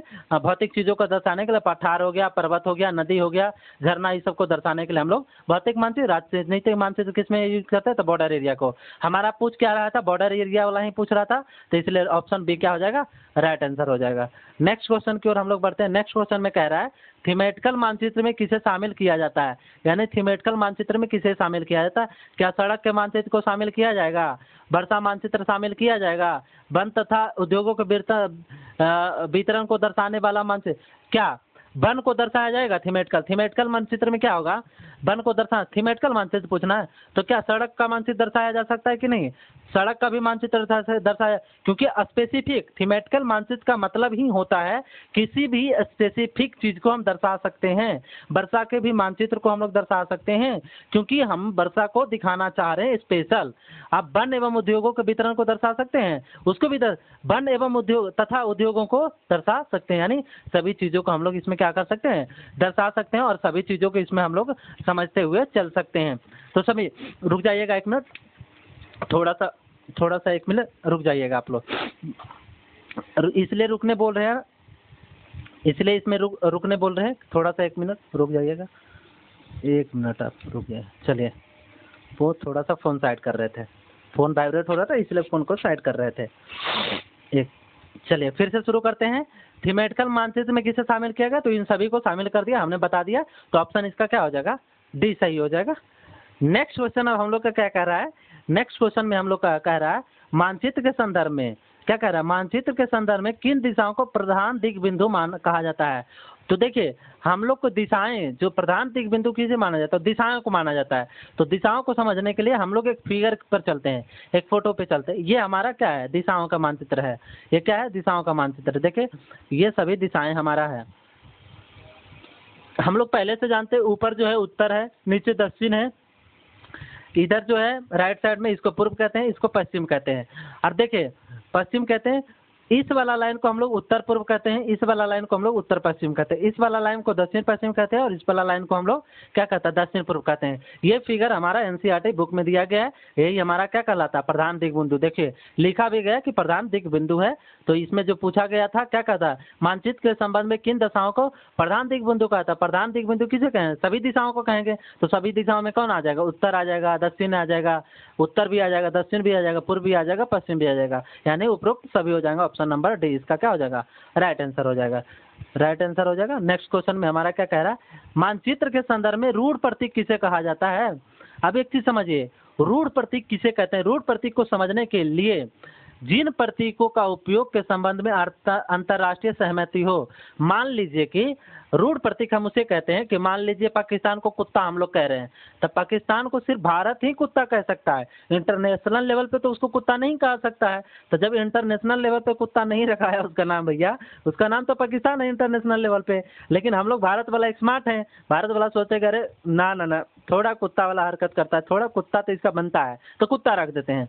लेकिन जिन प्रतीकों का जो है इंटरनेशनल लेवल पर वैल्यू हो, जैसे इस फोन का नाम अगर फोन रखा गया है, मोबाइल रख दिया गया है, तो कोई एकरा बोलेगा, विदेशों में चल जाएगा तो एकरा मोबाइले बोलेगा, इंग्लिश में एकरा मोबाइल है, भले ओकरा क्षेत्रीय भाषा होगा तो कुछ और बोल सकता है, लेकिन इसका मोबाइल का मोबाइल। तो रूढ़ प्रतीक जो होता है वो जिसका एक खास नाम होता है जो इंटरनेशनल लेवल पे दिया जाता है, सहमति हो। तो ये ऑप्शन ए क्या है? सही है। ऑप्शन ए क्या है? सही है। ऑप्शन बी में चलते हैं, जिन प्रतीकों का राष्ट्र स्तर पर सहमति हो। तो राष्ट्र स्तर पर सहमति होता है राष्ट्रीय स्तर पर। क्या राष्ट्र स्तर पर? मान लो कि राष्ट्र स्तर का मतलब इंडिया में कह रहा है, इंडिया में एकरा बोलेगा मोबाइल। अब पता है अमेरिका में चल जाएगा तो एकरा बोतल नाम रख देगा, तो अमेरिका में बोतल रख देगा, तो आप जाइएगा अमेरिका तो कहिएगा हमारा फोन दीजिए, तो कहेगा पगला गए का फोन मांग रहा है, बोतलिया को फोन कह रहा है, तो पगला बोलेगा ना। तो राष्ट्रीय स्तर पे ये काम नहीं करेगा। प्रतीक जो होता है, प्रतीक को काम करने के लिए किस स्तर पे जाना है? अंतर्राष्ट्रीय स्तर पे जाना पड़ेगा। किस स्तर पे जाना पड़ेगा? ऑप्शन बी इसका क्या हो जाएगा? गलत, क्योंकि अंतर्राष्ट्रीय स्तर इसमें नहीं दिया गया है, इसमें राष्ट्रीय स्तर दिया गया है। ऑप्शन सी में चलते हैं, जिन प्रतीकों द्वारा प्राकृतिक स्वरूपों को दर्शाया जाता है। प्राकृतिक स्वरूपों को दर्शाया जाता है, क्या ये बात सही है? क्या रूढ़ प्रतीकों के द्वारा प्राकृतिक स्वरूप को ही दिखा सकता है? अगर मान लीजिए हमको सड़क को दिखाना, तो सड़क तो हम आम इंसान बनाए हैं, तो उसको दर्शाने के लिए भी हम लोग तो प्रतीक करते हैं। जैसे मान लीजिए ये वाला जो है, ये हिस्सा हम लोग क्या है? सड़क दर्शाते हैं। तो इसको जो सड़क दर्शाए हैं, तो इसको दर्शाने के लिए तो हम लोग रूढ़ प्रतीक का उपयोग सब जगह। जब भी हम रोड के किनारे चलते हैं तो ऐसे करके लाइन खींचा हुआ रहता है, कभी मुंह बनाया रहता है, कभी स्माइल बनाया रहता है, कभी दुर्घटना, कभी क्रॉस का सीन दिया रहता है। तो इससे हम लोग समझ जाते हैं जहाँ क्रॉस का है तो दुर्घटना के सीन दिया हुआ, क्षति का दिया हुआ, दुर्घटना डेंजरस का सीन दिया हुआ, तो ये सब समझ जाते हैं। तो ये जिस रूढ़ प्रतीक पे हम लोग का क्या है, राष्ट्रीय स्तर पर न होके अंतर्राष्ट्रीय स्तर पर दिया जाता है मान्यता, उसको हम लोग रूढ़ प्रतीक मानते हैं। तो यहाँ तक क्लियर हो गया? इसका ऑप्शन क्या हो जाएगा? ये इसका राइट आंसर हो जाएगा। नेक्स्ट क्वेश्चन की ओर हम लोग चलते हैं। नेक्स्ट क्वेश्चन देखिए, रूढ़ प्रतीक को समझने के लिए एनसीईआरटी बुक में दिया गया है। एनसीईआरटी बुक जो है भैया बहुत ही मस्त बुक है। एनसीईआरटी बुक जो है बहुत ही अच्छा बुक है। और इसको समझ देखिए, रेलवे लाइन को किस तरह दर्शाया गया, तो रेलवे लाइन को इस तरह दर्शाया गया है। इसमें देखिए रेलवे लाइन में भी एक बड़ी लाइन है, मीटर लाइन है और रेलवे स्टेशन है। तो बड़ी लाइन को इस तरह दर्शाया गया है, और मीटर लाइन को देखिए इस तरह दर्शाया गया है, और रेलवे स्टेशन को देखिए इधर इधर इधर ये पटरी है, इसके बगल में ये ऐसे घेर दिया है। तो ये हमारा क्या दर्शाया गया, रेलवे स्टेशन। उसी तरह सड़कों को कैसे दर्शाया गया, देखिए पक्की सड़कों को इस तरह एकदम कहीं कटा छटा नहीं है, कच्ची सड़कें हैं तो कटा छटा दर्शाया गया है, तो कच्ची सड़कें हैं। सीमा को कैसे दर्शाया गया है, देखिए अंतर्राष्ट्रीय जो सीमा है उसको इस तरह दिखाया गया, मोटा तरह से दिखाया है। जो राज्य को सीमा है उसमें छोटा हल्का पतला दर्शाया गया, जो जिला की सीमा और पतला दर्शाया गया है। तो इस तरह के अंतर्राष्ट्रीय जो रूट प्रतीक है इसको हम लोग रूट प्रतीक। नदी को किस तरह दर्शाया गया, देखो नदी के इस तरह दर्शाया गया। कुआं को देखिए इस तरह दर्शाया गया है। तालाब को देखिए इस तरह दर्शाया गया है। नहर को देखिए इस तरह दर्शाया गया है। उसी तरह हम लोग देख रहे हैं पुल को देखिए इस तरह दर्शाया गया है। तो ये हमारा क्या है, रूट प्रतीक है। मंदिर को देखिए इस तरह दर्शाया गया, गिरजाघर को इस तरह दर्शाया गया, मस्जिद को इस तरह दर्शाया गया, छतरी को इस तरह दर्शाया गया है। तो इसे पोस्ट ऑफिस को पीओ से दर्शाया गया, पोस्ट एवं टेलीग्राफ को पीटीओ से दर्शाया गया है, और पुलिस स्टेशन को पीएस से दर्शाया गया है। बस्ती को किस तरह दर्शाया गया, इस तरह दर्शाया गया। कब्रिस्तान को देखिए इस तरह दर्शाया गया। पेड़ को देखिए इस तरह दर्शाया गया, और घास को इस तरह दर्शाया गया छोटा छोटा। तो ये हमारा क्या हुआ, रूट प्रतीक हुआ। तो रूट प्रतीक यही होता है। रूट प्रतीक समझ में आ गया। नेक्स्ट क्वेश्चन की ओर हम लोग देखते हैं। निम्नलिखित में कौन से कथन सत्य हैं, कौन से कथन सत्य हैं इसको पूछा जाता है।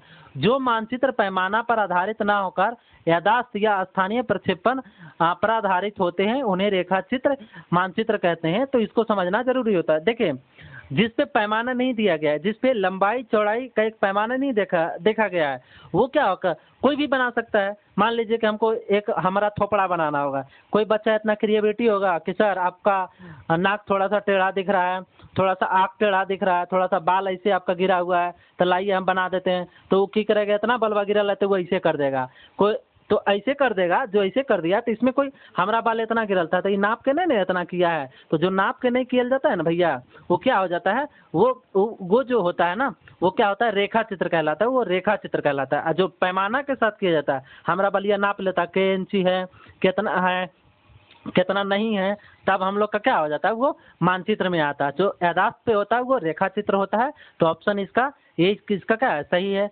ऑप्शन 2 पे चलते हैं। एक छोटे से क्षेत्र का बड़े पैमाने पर खींचा गया रेखा चित्र खाका कहलाता है। ये भी बात सही है।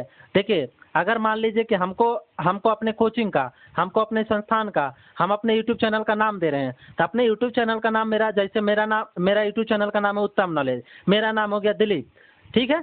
तो जो मेरा प्रॉपर नाम है, कोई चाह रहा है कि मेरा नाम को, सर का चैनल का नाम थोड़ा छोटा दिख रहा है तो सर का चैनल का नाम हम बड़का को पेज में लिख के दीवार में चिपका लेते हैं और कहेंगे कि सर हम दिलीप सर से पढ़ते हैं, सर का चैनल का नाम उत्तम नॉलेज, और पीछे चिपका लिया। तो वो क्या हुआ, एक खाका हुआ कि उसने हमारे चीज़ों को देख के एक छोटे चीज़ों को बड़ा में कर दिया, तो वो खाका हो गया। ना तो उस पर कोई पैमाना लगाया ना कुछ लगाया, लेकिन वही पैमाने के साथ कि जितना सर का चैनल का जितना बड़ा अक्षर था, जितना बड़ा कुछ था, हम उतना ही को ही देंगे, तो वो हमारा क्या हो जाएगा, मानचित्र में आ जाए। तो पैमाने के साथ बनाया गया चित्र रेखा क्या कहलाता है, मानचित्र कहलाता है।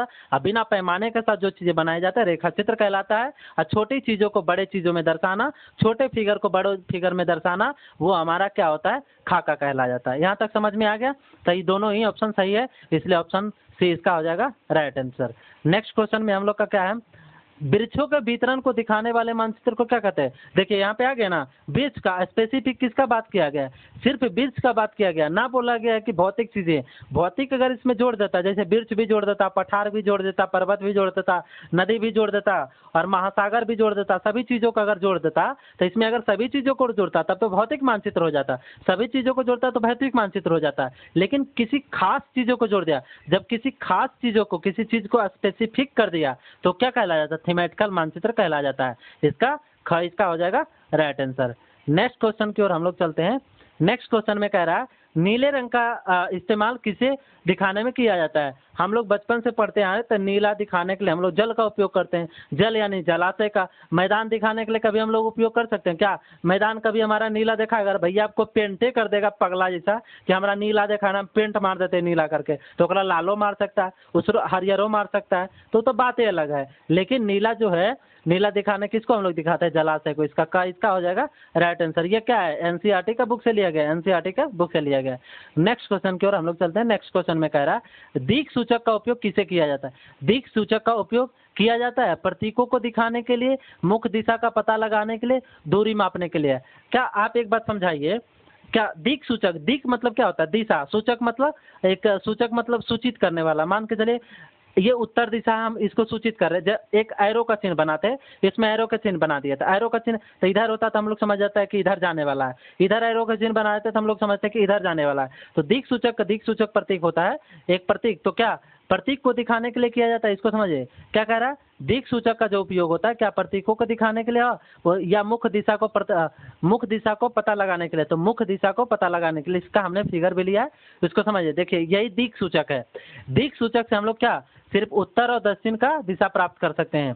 दिक् सूचक जो होता है चुंबक से हम लोग पता करते हैं। दिक् सूचक जो होता है चुंबक से पता करते हैं। तो दिक् सूचक जब चुंबक से पता करते हैं तो उसमें एक मेन जो दिशा है सिर्फ उत्तर और दक्षिण को ही प्रदर्शित करता है। तो हम लोग क्या करते हैं, दिशा को दिखाने के लिए उसमें उपयोग करते हैं। किसका उपयोग करते हैं? दिशा का उपयोग करते हैं। दिशा का हम लोग किस में उपयोग करते हैं? तो दिशा का उपयोग करते हैं। चलिए नेक्स्ट क्वेश्चन की ओर हम लोग चलते हैं। इसका आंसर हमने बता दिया। आंसर इसका क्या था बता देते हैं। आंसर इसका क्या था? प्रतीकों का नहीं, मुख्य दिशा का पता लगाने के लिए। इसका ख इसका क्या था? राइट आंसर था। ख इसका राइट आंसर था। नेक्स्ट क्वेश्चन की ओर हम लोग बढ़ते हैं। नेक्स्ट क्वेश्चन में कह रहा था पैमाना आवश्यक है।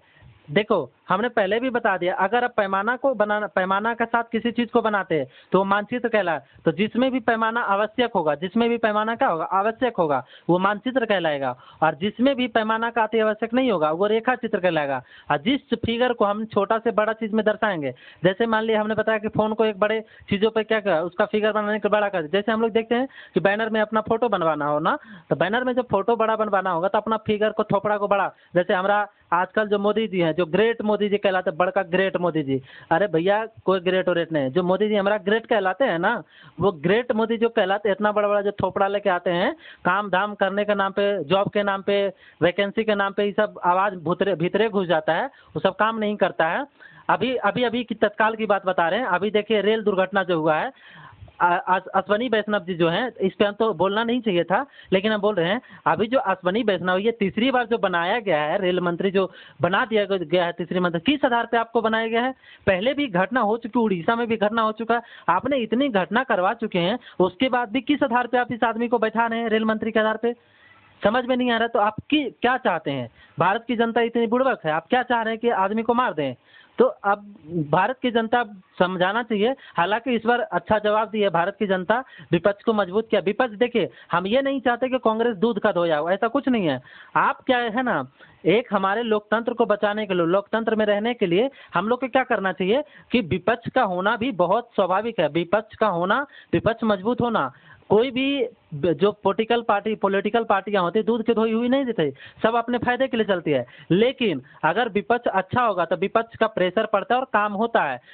पिछले दशकों में विपक्ष मजबूत नहीं थी तो जो मर्जी आया किया। अभी भी क्या जरूरी है? जब वो आदमी नीतीश, ऐसे में तो नीतीश बाबू से सीखना चाहिए। नीतीश बाबू के सामने जब रेल दुर्घटना हुई थी तो उन्होंने इस्तीफा मार दिया था, बोला था कि हम हमारी ये मतलब मान के चले क्रिमिनल के रूप में मानते हैं हम इसको, हम इस पद से इस्तीफा देते हैं। अश्वनी वैष्णव को क्या शर्म नहीं आती है? अश्वनी वैष्णव जो हैं, क्या उनको जो है क्या बोलता है, रील्स जो ट्विटर पे ट्वीट करने का मौका मिल जाता है? इसको नहीं दिख रहा है? बेशरम की तरह जो आप लोग खाली ऐसे ही चल देते हैं, ये क्या है? मतलब कोई तरीका है? आदमी का जान का कोई वैल्यू नहीं है आदमी का जान। तो ये सब जब बात आती है ना, ये सब बात आता है ना, तो बहुत बुरा लगता है, क्योंकि भारत की जनता माफ कभी आप लोग को नहीं करेगी। हम लोग अपने टॉपिक पे वापिस आते हैं, समझते हैं। हम लोग उधर दूसरे दिशा में भटकने से फायदा, कभी इस टॉपिक पे कभी और बात कर लेंगे। लेकिन बहुत ही शर्मसार है, 15 लोगों की मौत हो गई है, 60 लोगों की जो हम लोग एक्सीडेंट, वो अभी दुर्घटना ग्रसित हैं। तो बार बार के यही आता है। आप समझिए, एक पटरी पर 2 गाड़ी है आपके पास, आप कहीं वंदे भारत चलाने की बात करते हैं, कभी कुछ चलाने की बात कर देते हैं। आपके पास अभी तक ये सुविधा नहीं है कि एक पटरी पे 2 गाड़ी आती है, तो आपके पास इतनी टेक्नोलॉजी भी विकसित नहीं हुई है कि उसका वाइब्रेशन से हम पता कर सकें कि आगे दूसरी ट्रेन भी आ रही है, हम बीच में उस ट्रेन को रोक सकें, ऑटोमेटिक कुछ इसमें सिस्टम डाला जा सके। आप तो कहते हैं बुलेट ट्रेन चला देंगे, ये चला देंगे, आपके पास तो अभी तक इसकी टेक्नोलॉजी नहीं आ रही है। बार बार आपको रेल दुर्घटना देखना पड़ रहा है। क्या है, आप टेक्नोलॉजी लाइएगा? बार बार एक ही आदमी को बैठाया जा रहा है। जब देख रहा है आदमी इस चीज को संभाल पा नहीं, क्या उसमें खामियां हैं? मतलब उस आदमी में क्या खासियत है जो उस आदमी को बार बार दे रहे हैं रेल मंत्री? समझ में नहीं आता क्या किया जाए, हम लोग क्वेश्चन पे आते हैं। पैमाना आवश्यक है, तो पैमाना आवश्यक किसके लिए है? मानचित्र के लिए। ऑप्शन इसका क्या हो जाएगा? सही हो जाएगा। नेक्स्ट क्वेश्चन की ओर चलते हैं। नेक्स्ट क्वेश्चन हमारा यहीं तक अंत था, लास्ट था। तो अभी तक जो भी आपको समझ में नहीं आया होगा, चैनल को सब्सक्राइब कर लीजिएगा, लाइक शेयर कमेंट सभी चीज़ कर लीजिएगा। अब नेक्स्ट क्वेश्चन हमारा क्लास 6 का 2 लेसन और बच गया है, लेसन 5 और लेसन 6। क्लास 6 हमारा कंप्लीट हो जाएगा। जैसे ही क्लास 6 कंप्लीट होगा, हम एक टेस्ट सीरीज के रूप में लाएंगे। जितना भी क्वेश्चन हम आप लोगों को समझाया है, उस क्वेश्चन में से फिर से क्वेश्चन, आप नए नए तरीके को क्वेश्चन हम ढूंढ के लाएंगे। एक टेस्ट लेंगे, टेस्ट को हम क्या करेंगे, टेलीग्राम पे हम अपना PDF को शेयर करेंगे। शेयर करने के बाद आप उसे बना लीजिएगा। उसके बाद आंसर और उसका जो सॉल्यूशन है फिर से अपने यूट्यूब चैनल पे आके हम आप लोगों के सामने समझाएंगे।